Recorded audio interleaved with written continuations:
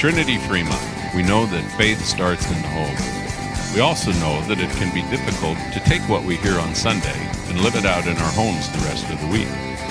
That's because information alone doesn't lead to growth and change.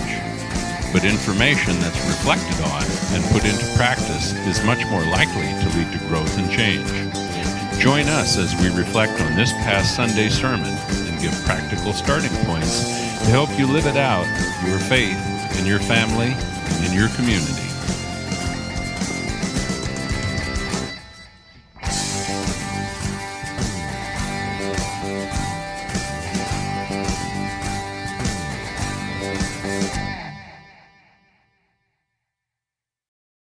Y'all.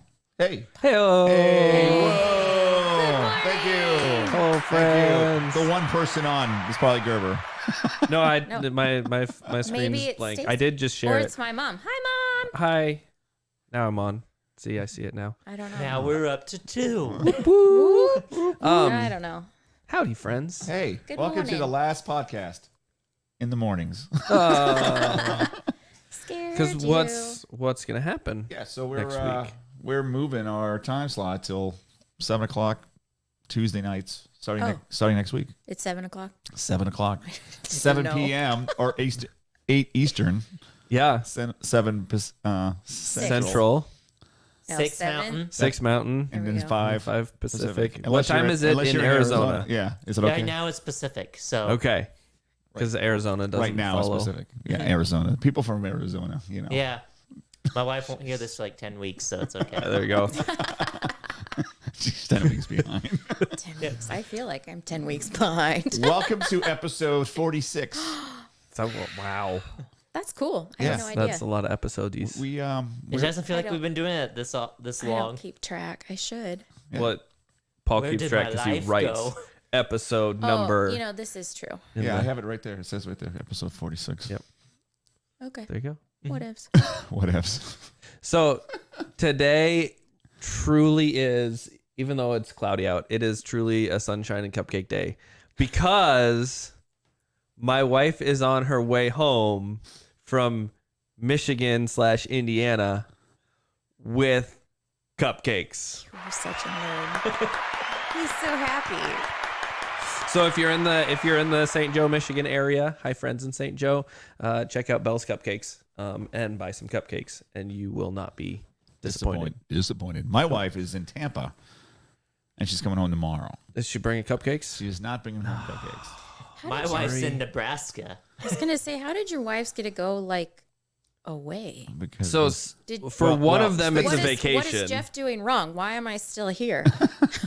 My wife, I don't- my wife took 4 kids by herself to a wedding, so it's a Ooh. little less vacationy Yeah. than Lori's was. yeah, Lori went down to Florida for her best friend's daughter's graduation, Okay. and I didn't.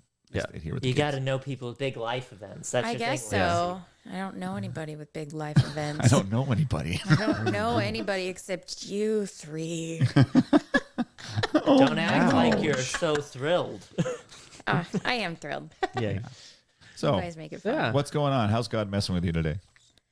God messes with me every day. Well, So how? How? Well, because as we were sitting here talking before, our podcast goes live, what are we going to talk about? And I'm like, Jesus. And we all say it at the same time because that's what we do. 'Cause that's what I've trained you. I've Yes. trained you well. But then I realized, Yeah, I'm lost like, dog. at the end, as Paul says, at the end of the day, it doesn't matter. Oh, wait, what? Jesus does. But Jesus. Let's clarify. Okay, yeah, that's Life doesn't matter. No, okay. I'll Let's back it clarify up. that just a little Let's bit. clarify it. Paul would say, because I always contemplate the law and how I should, We're going to talk about the law today? how I should go above and beyond to do all of these things to prove my worth. And I don't need to do that because at the end of the day, it doesn't matter. The only thing that matters is Jesus. Okay, that's a good way of And saying. then Let's Let's clarify some of that though. yeah. Because it does matter for others.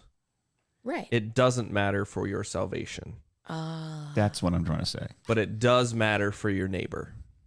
Gotcha. So, but what the word that you used, there's a really important word that you used in your phrase that I heard that is one that I have used a lot in my life, and it's the word should. Or like need to. You didn't say this, but you're probably more on the I need to. Oh yeah, I need to do it. I need to do it. And the why is, you said to prove my worth, to make Jesus love me more. I think is a lot of what we look to is, if I do this, Jesus will love me more. Yeah, the cause and effect is that your works or your attitudes will have the love of God will be greater because of those. Yes. Right, but you're I feel like that's instilled in us, though. That is the exact definition of works righteousness, and it is instilled in us because of everything else in life. Yeah, because you have a job, you do a job, they give you a paycheck. You have a job, you improve on your job, you get a raise. Mm-hmm. You slack off, you're fired. Right, exactly. Okay, so you're assuming that God's love is based on our job, our vocation. No. I mean, is your mom's probably listening? Does she love you more or less because you do your job? No, How do you know that? because she's my mom.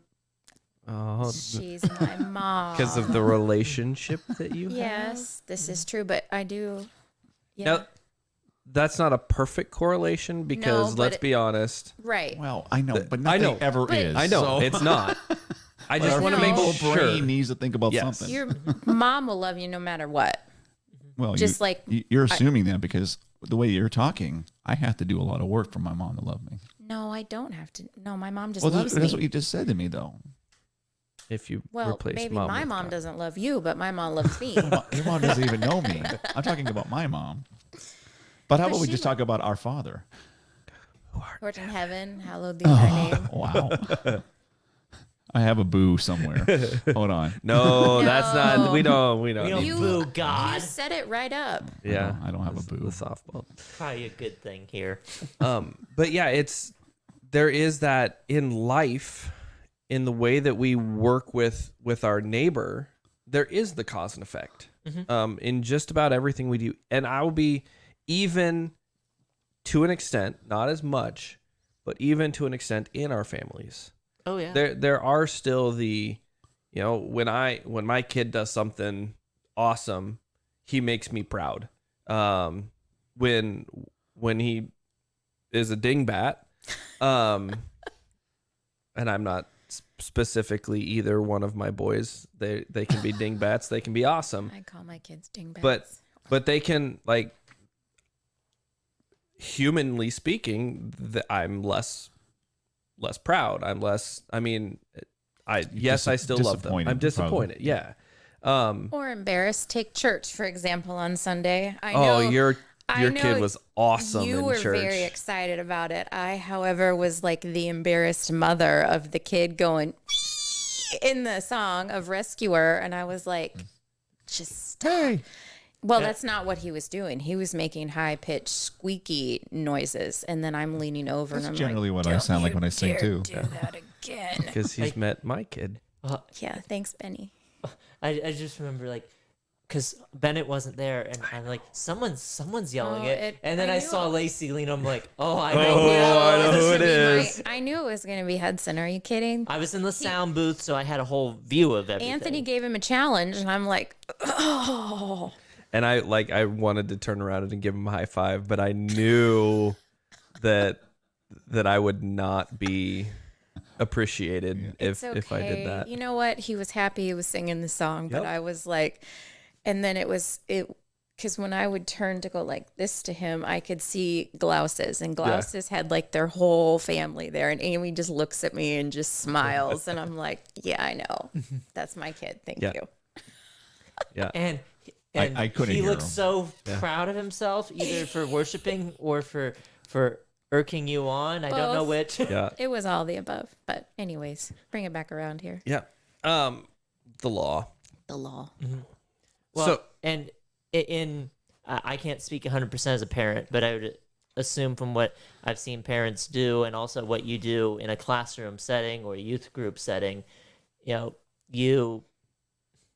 you dissuade poor behavior by not giving it the same attention. You reward, good behavior. So even then, even though it's not love, you're doing something to earn the positive affirmation.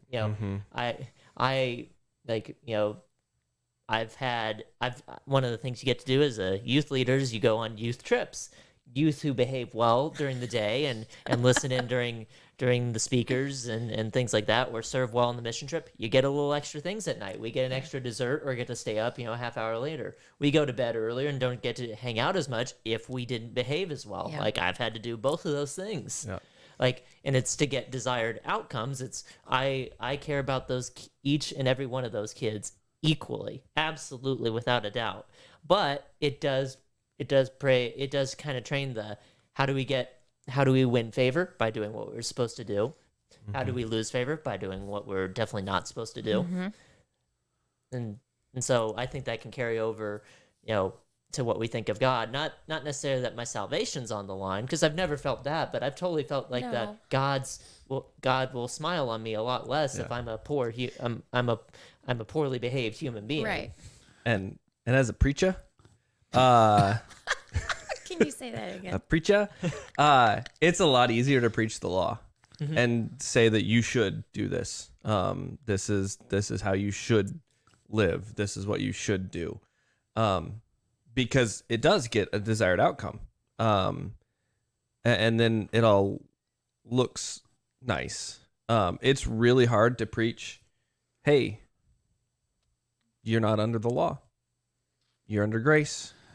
Well, I think I'm sorry. Well, I was going to say, but in the end, in the long run, living under grace actually gets to that desired outcome, quote unquote, greater, because it's a desire to live that way. It's a joy to live a certain way. It's a joy to love people, to serve people, because Jesus has loved and served me, and I have that so ingrained in me. I have that so, that's just so who I am, that it just flows out of me, as opposed to I got to go do it so that I can make people love me more. I can make Jesus love me more. Okay, so let's back up. Yeah. Let's do a little bit of a Big picture. Big picture here. Let's talk about why the law came about and when. Okay. So because there was a big chunk of the Bible that doesn't necessarily have the 10 Commandments. Right. Yeah, the 10 Commandments didn't come about until, Moses, which was book 2, but there's a 400-year gap between book 1 and book 2. Book 1. And Genesis and like Exodus. And there's a huge gap between the start and the end of book 1. Oh, yeah, which we have no clue how long that was. Mm-hmm. Yeah. So why was it that Moses had to go up there? Because the Israelites were being dingbats. Okay.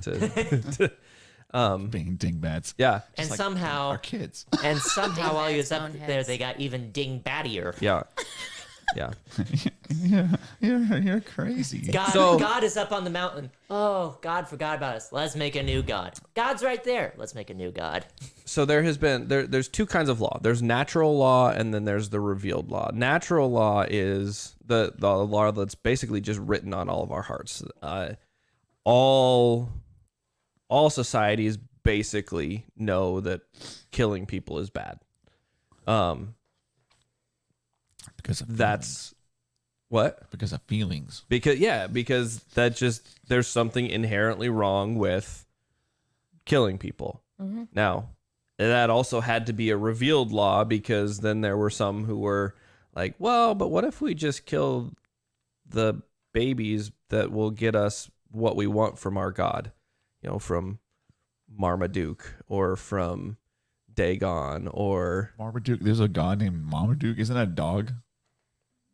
You can believe whatever you want. No. Live your truth, Paul. Live your... So they're like, but what are the... there are all these... There's Baal. They're like all these gods where they're sacrificing people to. So, let's reveal this as a law. Marmaduke. What? That's actually a really good movie. Have you seen it? Just thinking this big dog drooling on it. It's like And- sacrifice your kids. And a big You're cartoon going down dog a will rabbit do. hole. Okay, fine. And It's I'll say Paul this needs to much. dial it back. it's he's doing Marduk. Sorry, It's it's okay. Marduk is the god. I was yes. The big dog is Marmaduke. It's the god is Marduk. To rein it all back in, no matter if it's a cartoon dog or a giant stone statue, neither of them will do anything for you. There you go. And killing is wrong. Yes, Of course no I matter know. whose name you do it in. I got a That's couple right. thousand years, 5,000 years removed from this, but I'm saying big Paul's dog. focused on a big. Is that a Great Dane? It's a great day. Yeah. man. Okay, now we're completely sidetracked. Sorry. But like, so natural law was what kind of ruled, and we saw how poorly it went. God had to destroy the world with a flood because everyone was evil except for one man and his family. And so finally God's like, all right, I'm just gonna write it down for you because you can't remember it. So here it is, and it's pretty basic. Here are 10 things, and then there are a lot of other laws that got added to it, and that But they could They all got they could pinpointed. all umbrella under these 10. Yeah. Right. Yep. Yeah. So the law was necessary because they weren't God's people were just doing all people were just doing whatever the heck they felt like. Sounds So like could today. you say it created structure?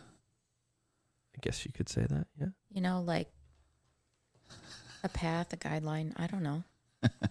Why are you laughing at me? I'm not laughing at you. I'm thinking of Marmaduke still. no. I'm thinking. Because if I'm thinking of. I don't. I think it's the history of the world. Is it Mel Brooks? The history of the world Yeah. comes down and he has 3 tablets. He goes, "Here's the 15. Oh yeah. Here's the There's the 10 10 commandments. Yeah.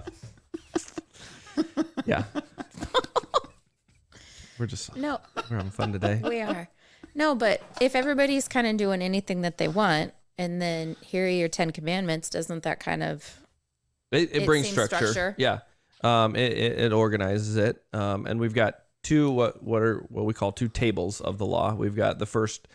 Now, if you're not Lutheran or Catholic, you're going to number these differently, but I'm Lutheran. We're Lutheran, so we're going to number them the way that they do. The first 3 commandments are focused on how our relationship with God. That's the first table of the law. You shall have no other gods before you. Do not use the name of the Lord your God in vain. And remember the Sabbath day by keeping it holy. And so for Lutherans, we put you shall not have any idols. You shall not make any graven images in with the first commandment. It's just one big commandment. And then at the end, we separate out the 9th and the 10th commandment to not just don't covet, but don't covet your neighbor's house. And then don't covet your neighbor's manservant, maidservant, or husband, wife, other stuff. ox? There's a lot of Ox, donkey, manservant, maidservant, sure. and then Anything- anything else that belongs to Your neighbor. Teslas. Yeah, don't cover your neighbor's Tesla. Peyton, that was for you, I bet. But those last 7 are focused on how we relate to our neighbor, and so we need those laws because the law teaches us how to live, and the law is good, and that's something that it can be easy if we're putting in dichotomies to say, well, gospel is the good, so law must be bad. But no, the law is good. Mm-hmm. The law is, simply put, it is God's will. This is the best way to live your life. Now, these laws that Moses brought down, those are the ones that were inherently in our hearts. He just wrote them down. Definitely no, not the first one. No. Really? No. This is the revealed law. So revealed law and natural law are different? Yes. Revealed law is more specific. Yeah, well, I get that. I get yeah. it. He wrote them down. Yeah. I get it. But it means, Yeah. so the laws that he actually wrote down we kind of already knew instinctually anyways, like murder. I would argue no. Particularly the first commandment. Our hearts naturally run away from God and want to do everything that God doesn't want to do because sin.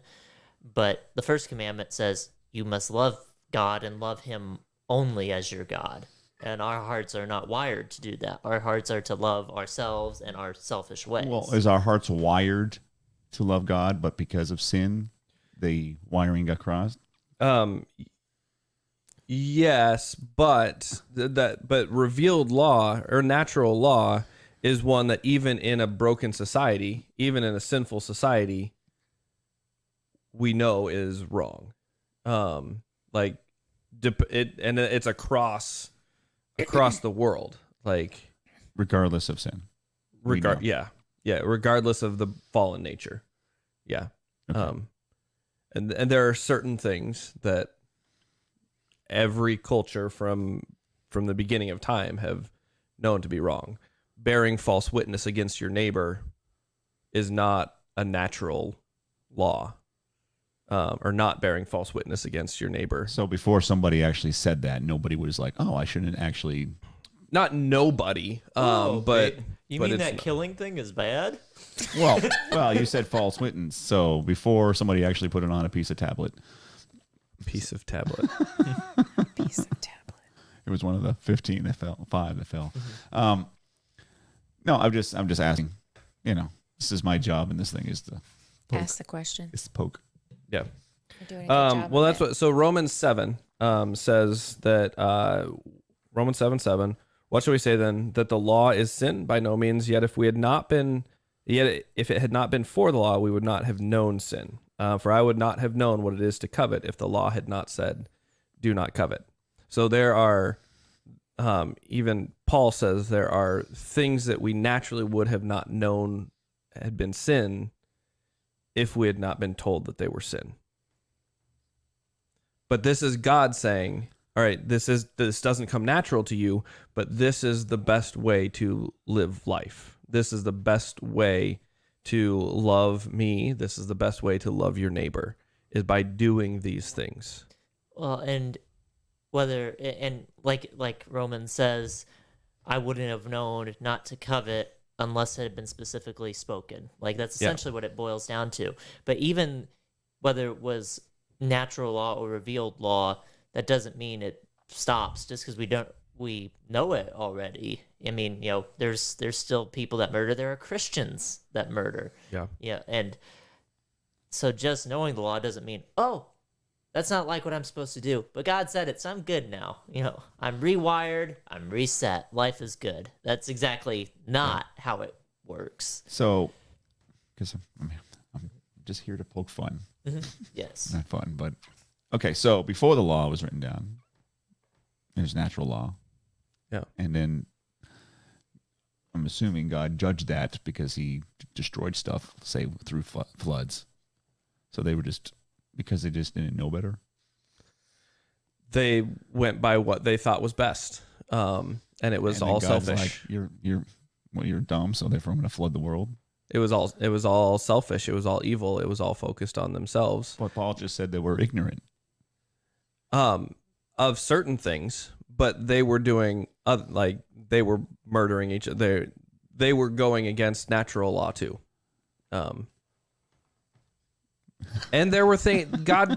It wasn't the 10 Commandments. It was the first time God spoke and said, "Don't do this." I mean, we go back to Genesis 3, and God said, "Don't do this," and they're like, "Okay, let's do it." So there were other laws that God had said, "This is how you should live your life," and they weren't. Well, you look at, you know, going back to you should not murder. The very first murder is Cain killing Abel. Yeah. And God makes it incredibly evident by the punishment that Cain receives. He's banished from his family.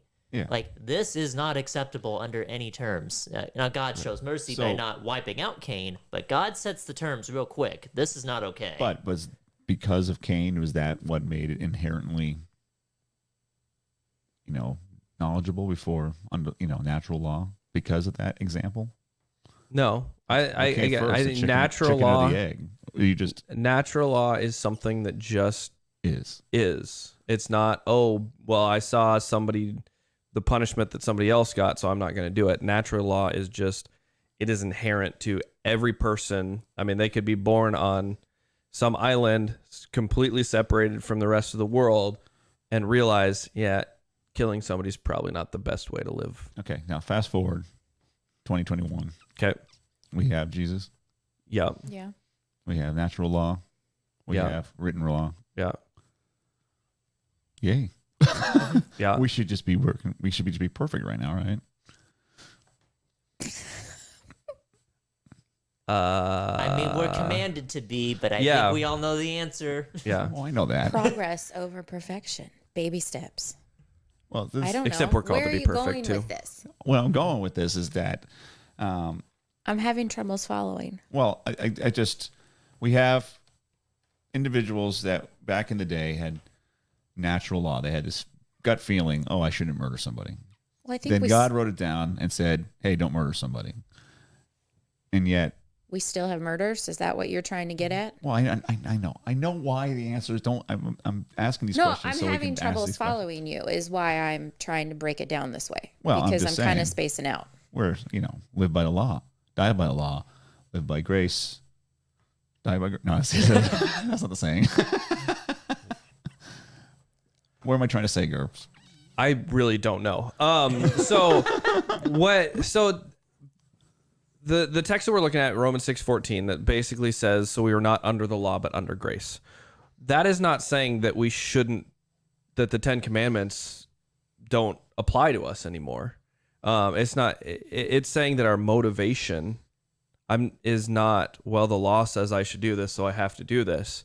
The motivation is, hey, Jesus has freed me from the law. He has died for my sins because I break the law every day.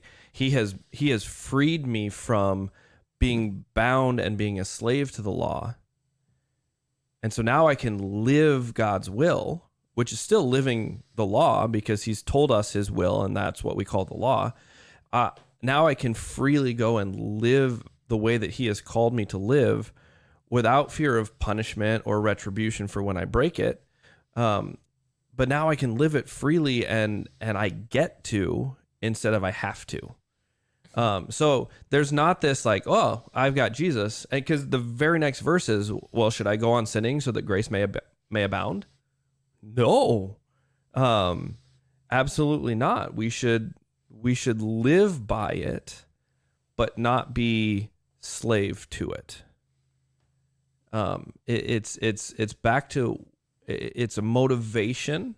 It's not a, well, hey, now that I'm free from the law, I can do whatever I want. I can go kill people because I got Jesus. Woo! God will forgive me anyway. Yeah. Sounds weird when you say it that way. It does. Mm-hmm. But it should sound that weird because but Paul wanted to fight against, St. Paul wanted to fight against that mindset. That next verse is, oh, if Jesus will forgive me, then Why I do can anything? commit adultery. Yep. I can steal things. Doesn't matter because I'll be in heaven in the end. And that's why that verse exists. It's like, no, technically, I mean, Christ will definitely forgive you. We're not saying that, but I look at it in hearing these words again. I think we all at different times in our lives we've had to work for a superior or been under a superior that's we'll call impossible to please. Like whether it's a teacher or a principal we've had, from when we were a kid, whether it's a boss or maybe unfortunately for some people it's a parent. There's no way to 100% do to make them happy with what we do. Whereas God is not impossible as our heavenly King. We are impossible to please him with our good works because we are sinful and stupid. Like we cannot please him with our works. He's not impossible. We're impossible. So if we were to look at trying to gain God's favor, there is absolutely no way to do it under the law because one sin ever, that first time you, as a 2-year-old, decide to shove your sibling, you're out. Well, Yeah. even just being conceived, Yeah. You're out. But Trying to put it in a concrete way, but Yeah. we physically cannot please God. And so this verse is telling us it's no longer dependent on what you do. The way you follow the law does not affect your salvation. that's when I read that verse, that's what's freeing about it. It's you're not living under trying to make God happy and earn his favor by what you do, or more often than not, what you do not do. He's already gained that favor for us on the cross on our behalf. So that's why we live by it. That's why we are under grace. But that doesn't throw out the law. And it's really hard to mess with those things, because it's like, well, if I'm not under the law, does the law still apply to me? Yes. Yeah. So, and that's one of the hardest. Yeah. That's one of the hardest things of Christianity. This is one of the hardest teachings to wrestle with. But that's also, again, I think it's kind of ingrained in us that the law is the bad. Yes. When talking about it, I like to, like I said, switch that to will of God. Mm-hmm. Yes, I still should live according to the will of God, because it's God's will and it's good and pleasing and perfect. I'm not bound by that. I'm not going to earn my salvation through that, but that's what's best. And so that's what I should do. And we've talked about this before. It's not for me. It's for my neighbor, right? The will of God is that I would love my neighbor so that they might know who Jesus is. I might serve my neighbor so that they might know who Jesus is. Not because I have to, not because that's what earns my salvation, but because Jesus has loved me and served me in such a way that I get to go do that. Mm-hmm. I'm freed from trying to earn my salvation, and I can just go and, I can go and do what's best for others, because I don't need that for me. And for me, at least, that's freeing, because I do like to live by the law. I like to make sure I'm checking all the boxes so that I'm making the least amount of people angry as possible. Like if I can make no people angry, that's awesome. But when it seems like it makes it, when there's higher stakes, I tend to get more wobbly, and do it, I'll put it more klutzy. I am more likely to, do something wrong because I'm like, oh, the pressure's on now. For our younger listeners, Rainbow Road in Mario Kart gets a lot more high stakes because it's the last race and there's usually no guardrails. So you can fall off the racetrack really easily. That's what it feels like to me to live under these law situations. One slip and I'm gone for good. And I don't usually handle that well. That makes me more likely to slip up. To me, it's the freedom of, when I slip up, it's not the end of everything. God hasn't wiped me off of his map. He has forgiven me when I can't keep his law. When I read that verse, that's the freedom I feel in as a Christian. That I get another chance to still love my neighbor, even though yesterday I screwed up big time. Okay, so earlier we talked about how we put, Lacey, you don't have to earn your love from your parents. Right. But at the same time, I think there is a feeling for many of us that, if we mess up, we're going to dishonor our parents, or we're going to honor how do we, and thy mother. How as parents do we model this grace so that our kids see what Jesus, the grace that Jesus has for us? How do we not just teach them grace and say these words to them, but how do we actually model it when they mess up big time?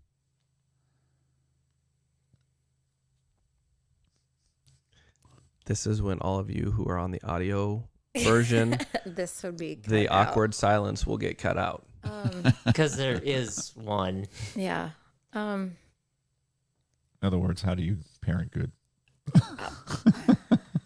How do you parent God? How do I parent? Father parents. I don't know if you can compare those two. There is a big difference between the little, you didn't clean up your toys, and then the big, I screwed up big. There's the different levels Because I will, when they clean up a toy, or I stub my toe because they didn't clean up or whatever, it's like, what are you doing? Right. But when they really mess up, there is a completely different tone, and I sit down when I'm actually like, it's like majorly focused on them. And, is that do you see the difference there? There isn't a. It's a teaching as opposed to a reaction. Yeah. Yeah, I think that's a good way of putting it, because it really is and majority of the time you can see that they know that I just screwed up big time. But I actually become more quiet at that point. I agree. I kind of do the same thing. Like I'll get ticked off because yes, let's use train track. There's train track all over the living room because my oldest son likes Mario Kart. No, train tracks. Physical train My tracks. oldest son loves to do trains, and he's gotten several train sets, and they will then all of a sudden be all over the living room. And I'm like, gosh, there's just crap everywhere. And I will just get fly off the handle mad because it's in my way. I stub my toe, or I can't get around it, or it's just too much. And then there's that time where Peyton and I will have a fight about something, not necessarily a train track, maybe a difference of opinion or something. And we both spout out, we both say things we don't mean to. And then all of a sudden we come back around and he's like, Mom, you know what? I'm really sorry that I said that, or I'm really sorry that I behaved in that way. And I'm like, you know what, buddy? I said, we're all entitled to our own feelings. I said, Mom didn't react the way she should have reacted either. So I take the situation and turn it into a teachable moment because you know what? They're learning. And not just it's for us too. Yeah, because we're not perfect. And, chances are we're going to upset each other again one way or another, whether we eat the last bit of the watermelon or we leave a train track all over the living room. That's just, you've learned to accept them who they are as people. They are trying to figure out this world just like you're trying to figure out how to be a parent. Yeah, but you're guiding them. Hopefully. There is a hey, you shouldn't be going that way. Correct. Yeah, this thought process that you're going through right now is not constructive or going to benefit you. You should think of it this way. Try to get the thought process, because the young minds, sometimes their thought processes are askew and very selfish. Just like us as normal everyday adults, our thought processes are usually askew and very selfish.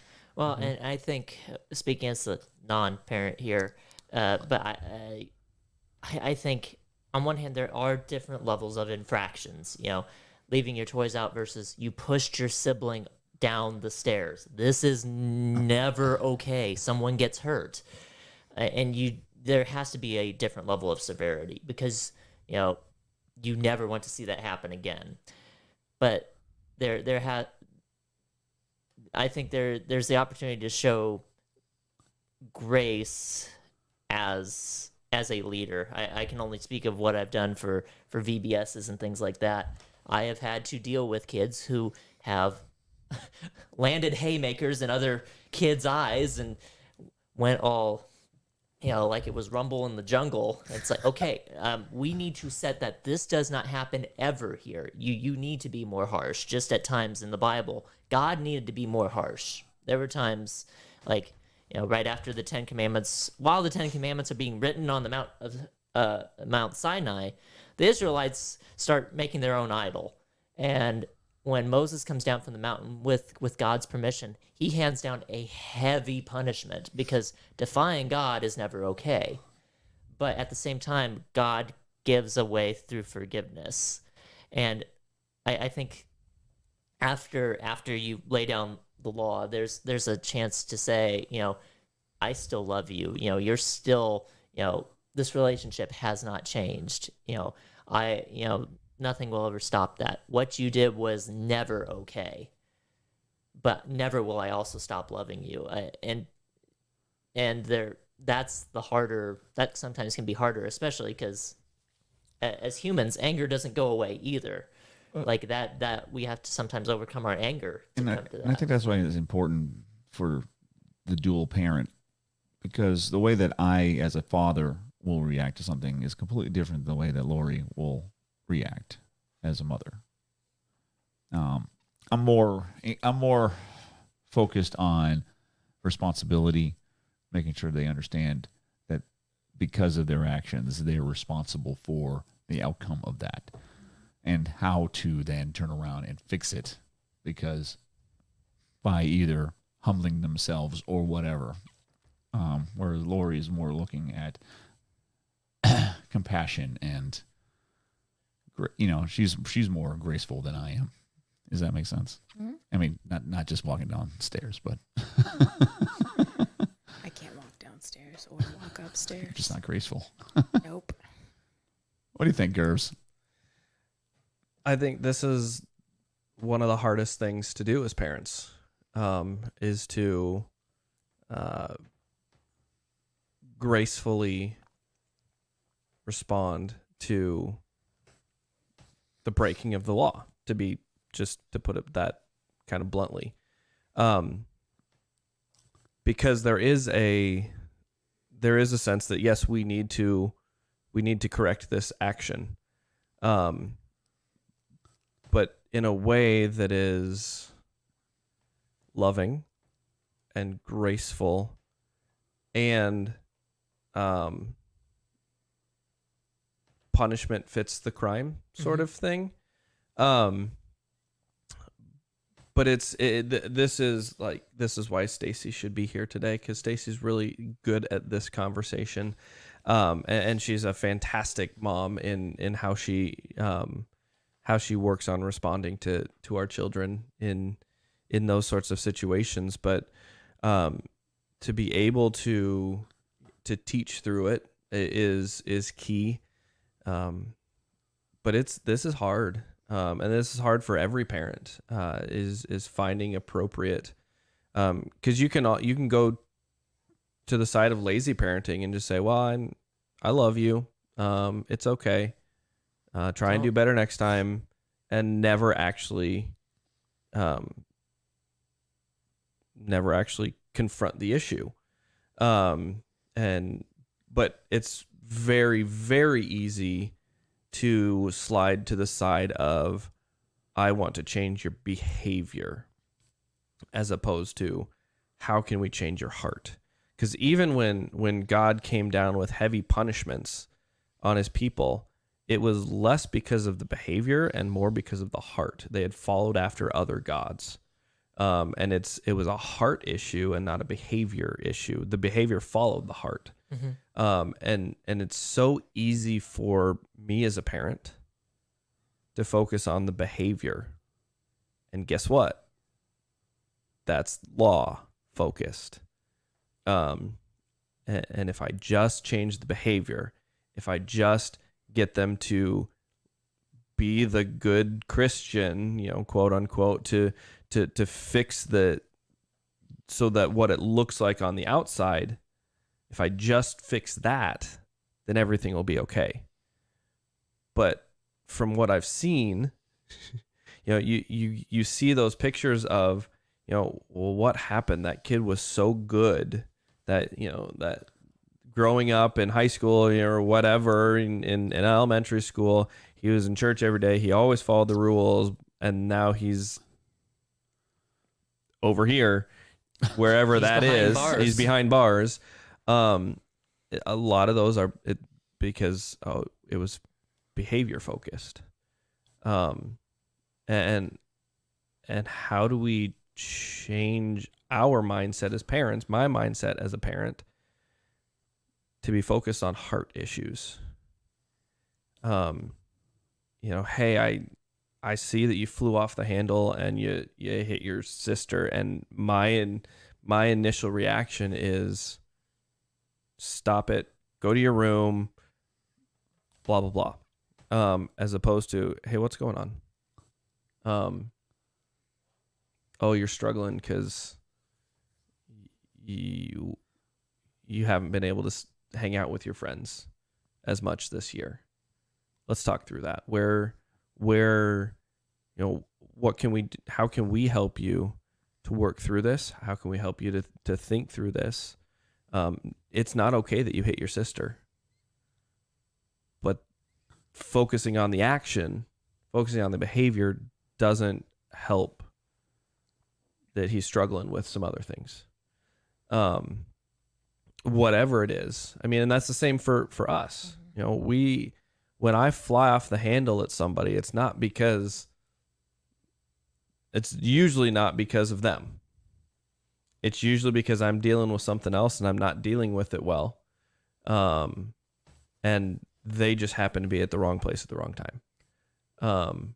And so I have to focus on, okay, where's my heart at? Where do I need to assess? Where do I need to spend more time in God's word? Where do I need to be in prayer more?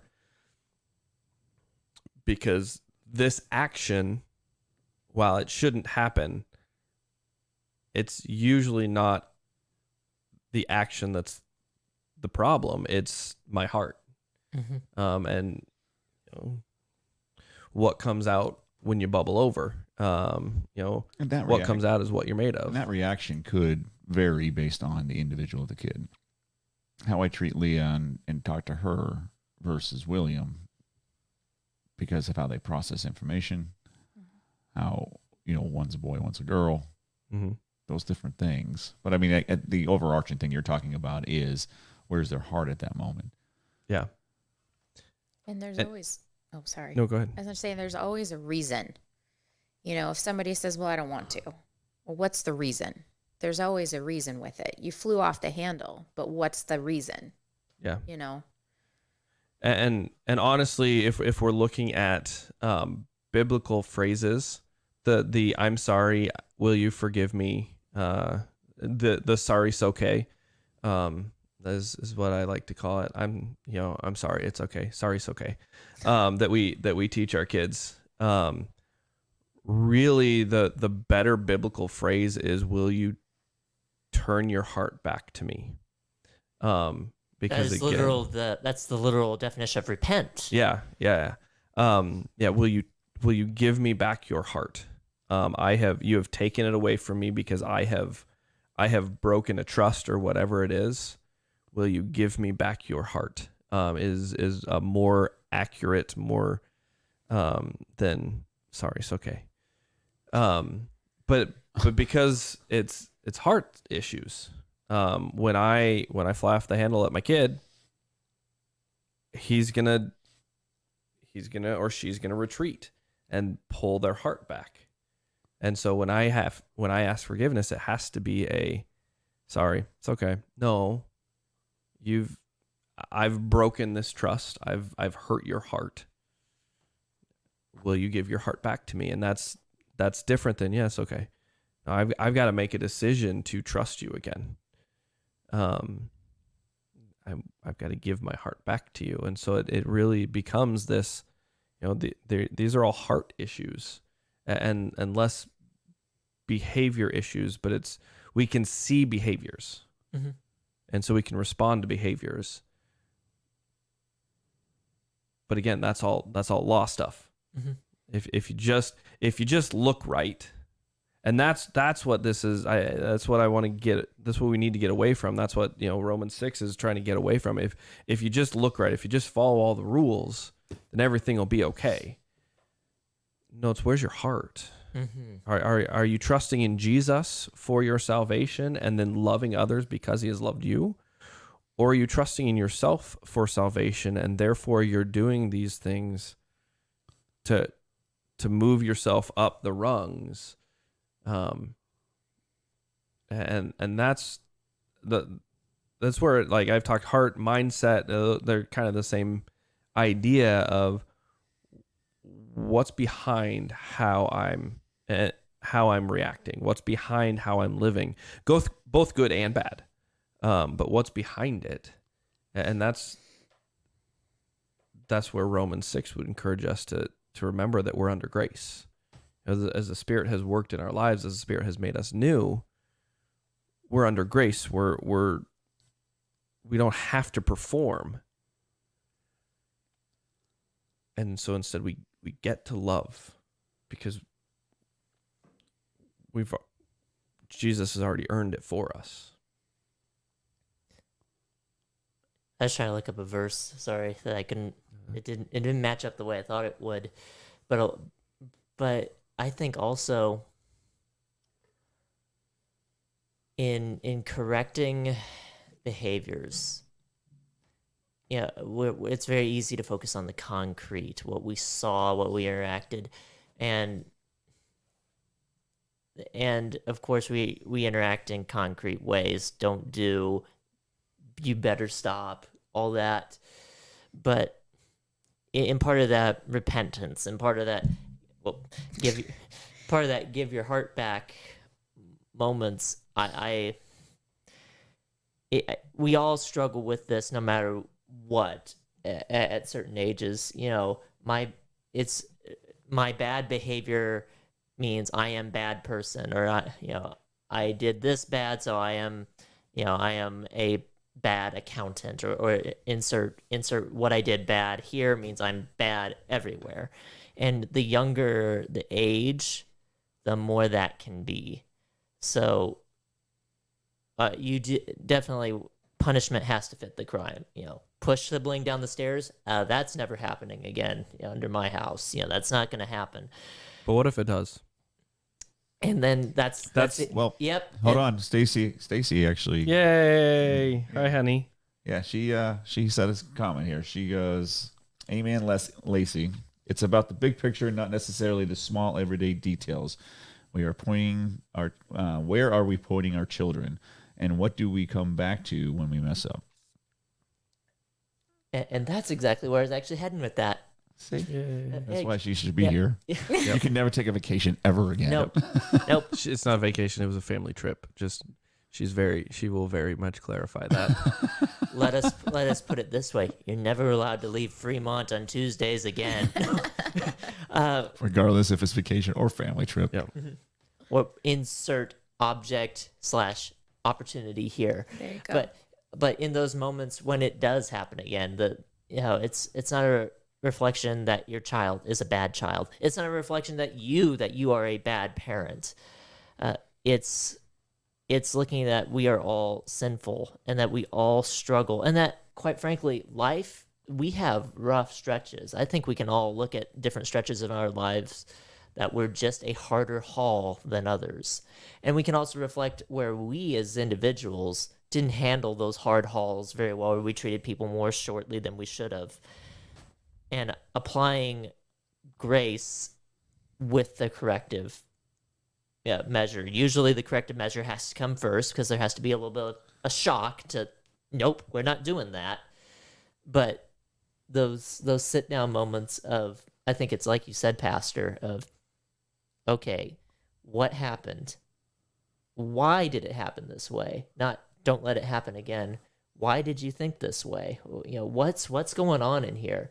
And I think also we as Christians should do the same for ourselves. It doesn't stop when you aren't in your parents' house anymore. We still treat people poorly. I mean, I can think of moments where every single person on this podcast team, I've been more short, or haven't had the proper reaction that I should have, and y'all are some of my closest friends. So what are you talking about? I'm perfect all the time. Yeah, we'll go with that. No. Yeah. Watch out, y'all. Lightning's coming. I know. Well, I'm probably the worst in this room, actually. And literally today, there's a chance of thunderstorms. Boom. and that's why we live under grace. That's why this What? Bible verse is so important. Stacy just said, "I will take a trip if I want to." Stacy, you and I should take a trip together. No, Stacy, Out the children, and Fine. we should bring Just don't do Lori and Tara. just don't. you ended do that it with a on- preposition, Stacy. Just don't do it on a Tuesday, and we're great. We should do it on a Tuesday. Oh well, okay. This is So- unacceptable. So Law we is just coming. basically we have the girls trip, and Yeah. the guys get stuck behind. Again, Yep. Yet again. Taking care of the dogs and the children. But going Wanted back to to say where that. we were a second ago, like that's the reason this Bible verse means so much. Why do we live under grace? It's because our bad actions don't make us bad people. Our bad moments aren't what we live under anymore. It's the fact that even in our bad moments, God looks at us as saved, perfect human beings. And he wants that return of heart. He wants that turn of action. But the relationship is not broken because we were bad children of God. Because we are, more times than not. Then that brings back the murder. Mm-hmm. I just have a hard time with that. You murder somebody, But guess So- what? so So, are you having, bad. are you having Lacey, a hard time with the grace part? Lacey, maybe. do you want me to just You just blow say something it. up? Yep. You murdered Jesus. Oh, well, that sounds terrible. Because So did Because I. it is. poor miserable sinner. It's your sin hung him on the cross. I thought that was the lightning coming in. That was really fun. I If was y'all not prepared for that. watch that one on the That was but mean. That was Um, I'm pretty sure all our eyes got as big as saucers except for Paul's. but I murdered Jesus. I know, but My that sounds sin really placed him on, bad. but it's true. And so if Paul, stop. if I can't, if there's a sin out there that's too big for Jesus, Yes, it's we the had one this- that I put Jesus on the cross. We had this conversation with like R2K or, 2KR, two kinds of Two- righteousness, there you not go. R2D2. which still I said sits on the R2K. blackboard from 2 months ago. It is. Yeah, it's But 3 5 months ago. No. We're in May. That was Super Bowl. No, I was thinking New Year's Eve. Never mind. Oh. But sorry, but Well, and even in those, like, Jesus addressed that on the cross as he's dying. Forgive them, for they don't know what they do. Like, we don't, like that, like, it's a harsh reality when we hear, you murdered Jesus, because you're, like, we don't know what we did. Like, Yeah, I don't know. even in those moments, he said, forgive. But that's where, every sin is damning. Every I know, and there's sin, no hierarchy of sins. I understand. according to that. God, right? Two kinds of righteousness. Yes, There's the vertical, there's the horizontal. We're yes. not getting into that with No, 2 minutes under an hour. I know, but it's for me. It's just something hard to swallow. I'm like, okay, I may have, I don't know, done something like said, "Oh my," boop, or I murdered somebody. Yes, it's both. It's still a sin, but to me, this I murdered somebody seems way worse than, "Oh my," boop, It is on the horizontal scale. But Yeah. every sin has separated us from Jesus. I know. And it's Jesus who has bridged that gap. Or every sin has separated us from God. Jesus has bridged that gap to God. And so while it seems to us unfair that the murderer who on death row, as he's getting the IVs hooked into him, confesses the name of Jesus and asks for forgiveness and will spend eternity with Jesus. What's really unfair is that I get to spend eternity with Jesus. Mm-hmm. That's really unfair. None of us should get to spend eternity with Jesus because we are sinners and we cannot be in the in the presence of God because of his holiness without Jesus giving us his righteousness and without Jesus making us holy. So, I've said this before, but when I hear life isn't fair, my response is good, because if it were fair, you'd be going to hell and I'd be going to hell. We don't want God to be fair in the way that we think fairness should happen. We have a very adapted version of fair. Yeah. We have what's good for us is fair. Yes. So all of this, kind of wrapping things up, as we, specifically for parents out there, as you're going through, what do I do? How do I, these are opportunities. Every time your child messes up, every time you mess up, these are opportunities to point your child to Jesus. Instead of pointing them to the law, instead of telling them, and pointing towards the behavior and fixing the behavior, point them to Jesus, who has forgiven them and has shown them a better way to live, not to earn favor, not to earn love, but just this is the best way to live because this is who Jesus has said you are. So I'm trying to bring it up, but it won't come on screen. But Stacy said the exact same thing. I know I have it up. Oh, I stole it from you, Stacy. I love you. But see, it's he's right. stealing. He's stealing, which Yep. is a sin. You Murdered Jesus again. I know. Sorry, Jesus. But no, what's your I know you're trying to wrap up. This is going to be really hard to wrap No, up. it's fine. I'm done. What's your There's no take? way to put a what's bow your on take? this. What's your take on the prodigal son story? I don't even what? The parable of the prodigal son, where he spends all his dad's money that he gave him. Well, it's not that one. It's the other son that hangs out. I have no idea what you're talking about. I probably do, but Okay, so no the prodigal idea. son. So the father has two kids. One of them goes off and gets his inheritance and goes off and does weird stuff. Okay. The other one stays and actually works and helps his dad and stays there. Yes. When the other one comes back because he spent all his money and basically ruined his life, the father not only opens up his arms and accepts him back, but he throws a huge party. Right? yeah. Yeah. And if Throws a Yeah. huge party, kills the fattened calf, gives him the Yeah. ring, gives him his Right. robe. And then the other one's like, well, you don't really deserve that because you went off and blew all of your. and I sat here and worked my Yeah. butt off. Yeah. And then guess who doesn't go into the party with the father? Right. Exactly. So I don't know. I'm just saying there's a reason why Jesus said that parable. And I feel like that is what you're struggling with. Here's the other, just to throw Twist a that. twist for the Jewish people, because it was the older brother who was the one who stayed and worked. It was the Correct. younger brother who went away. It was actually the older brother's job to go and bring the other son back. And he didn't. He didn't do it. He didn't, and he didn't care. And so not only does he basically, he just does what he's supposed to do, ultimately to get his inheritance at the end, not caring about his brother. And so even more of a call for us who Is to go get our is brothers. to go get our brothers and bring them back home. Great Commission. Yep. Great Commission. Wow. Full circle. Full circle. There you go. That's cool. Okay. All right. We could have just started with that and ended it in like 10 minutes. There you go. All right. So if you're just Processing getting is to now, important. if you're just getting to now, or sorry, let me say it this way. If you're just starting the podcast at the very beginning, jump to the end. As you say that. At the end. No. Yeah.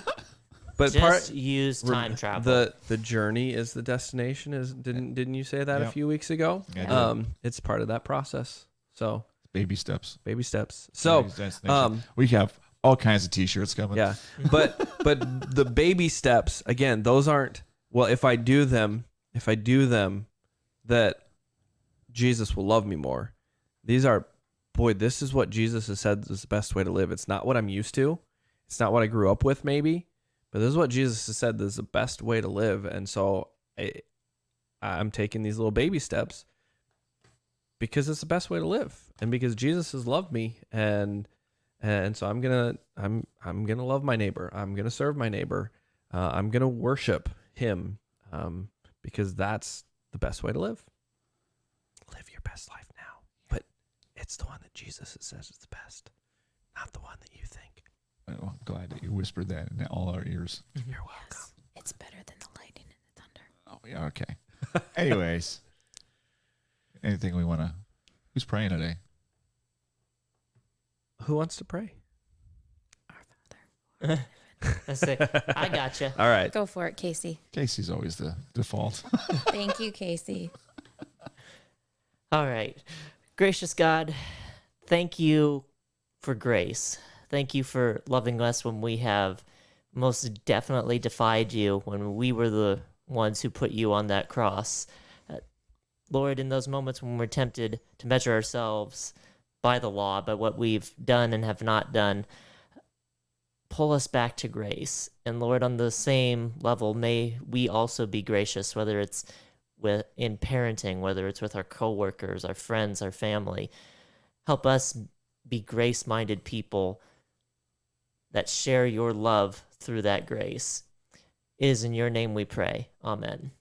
Amen. All right. So, how are you changing your heart towards Jesus? How are you helping change your kids, if you have kids, Casey? Well, and you work with kids. So how do you changing their hearts towards Jesus? How are we doing that? Yeah. That's the questions that we ask of all ages, right? Yep. And other notes, we're not going to be here next Tuesday morning. We're going to be here. We'll be here Tuesday, but not in the morning. We'll be Not here in the Tuesday evening, 7 o'clock Central Time, 8 o'clock Eastern Time. Let's do tacos. Taco Tuesday. Tacos. We didn't talk about food today, Oh, we Now we just did. did. and I didn't get a. Don't do it. We talked about cupcakes at the very beginning. Yeah, that's true. Oh, that's true. Man, in that case, that's the quickest we've ever done it. Yeah. Yeah. So Paul's got my finger. start to. I'd encourage you all to start to build your community, to have some of these conversations. We're gonna like we said, we'll be here Tuesday nights now at 7 o'clock. Maybe you gather your family around, and then continue that discussion afterwards. Throughout the week, maybe you and some coworkers or some friends at church, your church or in your community, you gather together and talk about, right, reflect on God's word, because that's what we're doing here together, and you get to join us for that. But we'd also encourage you to have your reflections. Yeah, and then if you do that, then you can be part of the conversation. We have the chats, we have all the other stuff, and we're here live, so we might as well just do it live. There you go. Plus, we're gonna have food. Well, We'll have food We'll before. have food. Yeah. We can't give that to you through electronic means. But maybe there could be taste testing. No. Paul will love Okay. that on the mic. All right. I didn't think about cream it? that. See No, ya. I'm not going to, because you've got the finger on my see- mute button. See y'all next Tuesday at 7 p.m. Bye. My buttons won't work. Okay. Well, we'll just So- stare her awkwardly. At each other Yeah, it's really not working. or the screen. Embrace the awkward. This is awesome. This is the way. Yeah, This is the way. nothing's working. That's great.